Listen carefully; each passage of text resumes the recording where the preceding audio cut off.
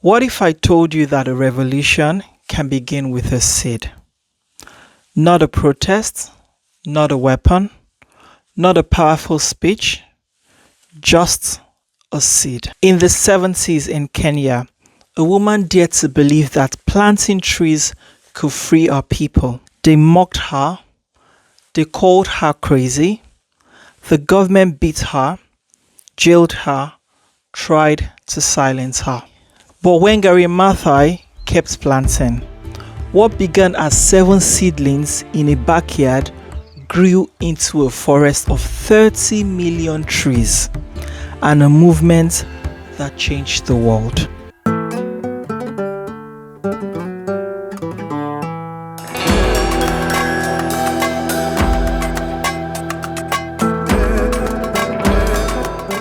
Hi everyone, I'm Remilekun Idowu and welcome back to a storytelling corner where real life stories meet life lessons of faith, courage and hope. To my returning family, thank you for riding with me always. And to my new viewers, you are in the right place. Before we dive in, tap subscribe, like, share and comment. It helps this community grow and flood the internet with stories of light. And don't forget to check the playlist above your screen to catch the powerful stories you may have missed. Now, let's dive into the story for today. The true story of Wangari Maathai.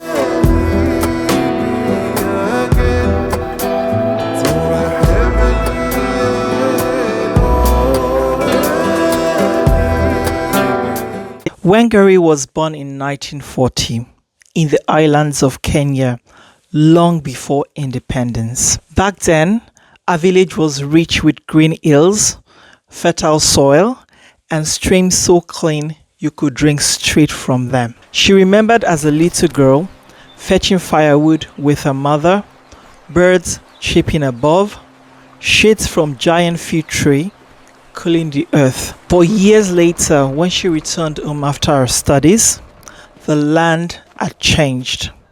The trees were gone. The streams had dried up.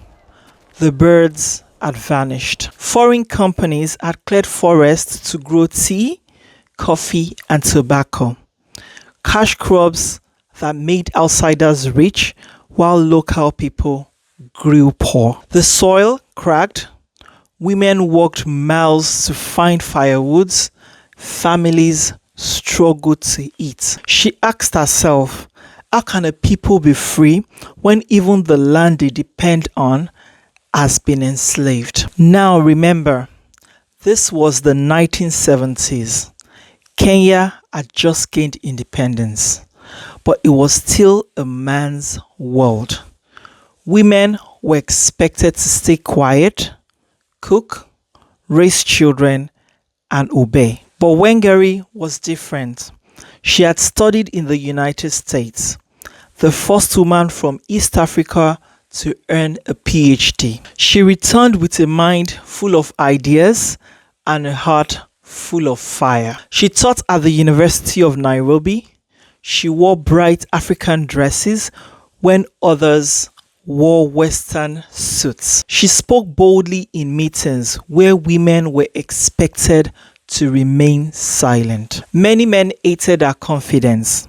Even her marriage crumbled, with her husband publicly saying, "She's too educated, too strong for me." But Wangari didn't shrink back. If anything, the rejection fueled her determination. One day in 1977, Wangari gathered a group of village women in her backyard. They dug small holes. They placed in 7 tiny seedlings. Her idea was simple but radical. If women planted trees, they would have firewood, food, and water.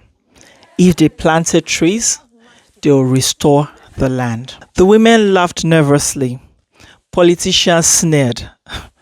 Trees? You think planting trees will solve poverty? Will stop corruption? Will change anything? But Wangari told them, we cannot wait for someone to solve our problems.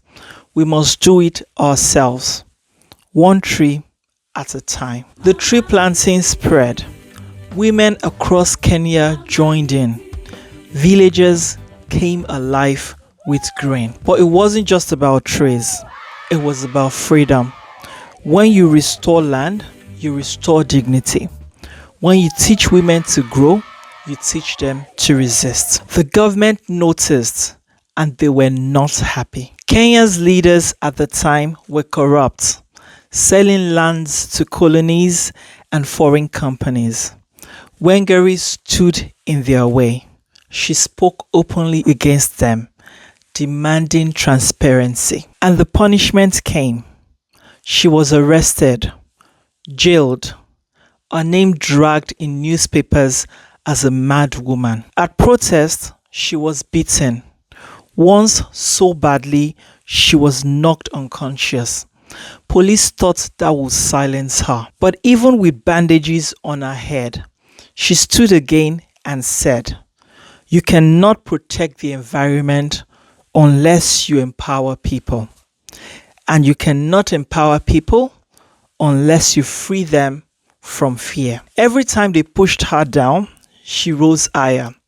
Every time they mocked her, more women joined her cause. By 1980s and 1990s, our Greenbelt movement had grown beyond imagination. Women were planting trees in villages, schools, and farms. They were earning money, restoring soil, and feeding their families. Forests returned.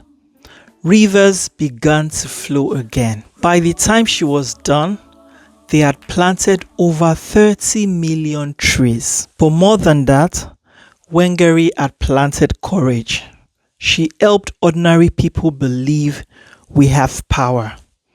We can change our destiny. In 2004, the world finally recognized her.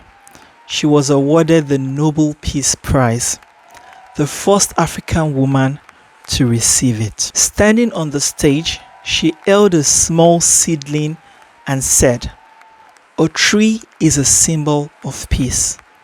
If you destroy it, you destroy peace." Wangari Maathai passed away in 2011, but her movement lives on.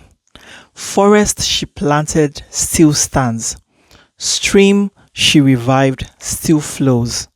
Generation of women continue to plant in her name. In Kenya, she is remembered as Mama Miti, Mother of Trees, a woman who took on presidents, corporation, and even our own culture's expectations, armed with nothing but seed and faith. Wangari's life teaches us something powerful. Do not despise small beginnings. She started with 7 seedlings, just 7. But those 7 became millions. Our resistance began with a simple act of digging in the soil, and it grew into a revolution that shook nations. And here is the question for you. What is your seed? Maybe it's a business idea. Maybe it's a book. Maybe it's speaking up when others stay silent. People may laugh. They may mock you. They may call you crazy. Plant it anyway. Because the forest of tomorrow depends on the seed you plant today. If the story touched you, don't keep it to yourself. Subscribe, like, share, and drop a comment below. I am Remilekun Idowu. Stay wise, stay strong, and I'll see you next Friday with another powerful story. Bye.